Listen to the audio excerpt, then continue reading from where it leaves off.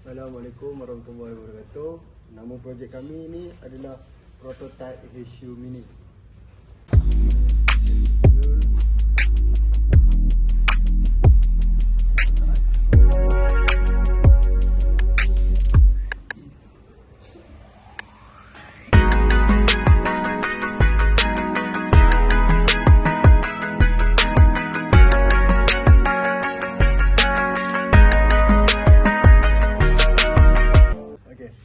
Objektif projek kami ni adalah untuk memudahkan guru semasa mengajar dan mengurangkan beban guru semasa mengajar.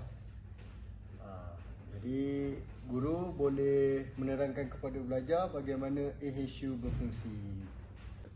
Tujuan projek ini direka adalah untuk mengurangkan beban pada para guru di bengkel bagi menerangkan kepada para pelajar bahawa bagaimana AHU Mini ini berfungsi.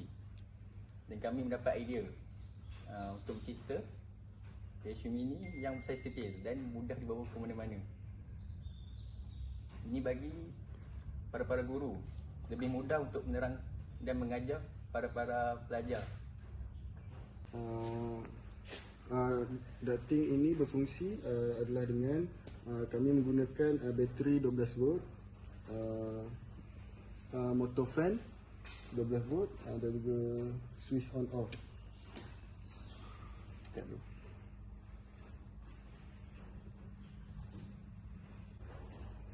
Pendawaiannya adalah dari off kami masukkan ke supply dan on kami masukkan ke motor, dan motor ini akan berfungsi untuk mengeluarkan angin-angin di setiap bilik.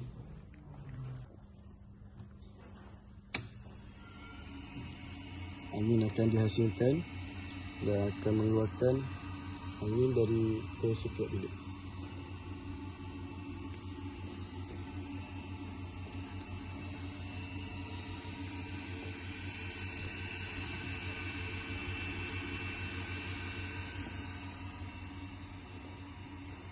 Itu sahaja daripada kami. Sekian, terima kasih.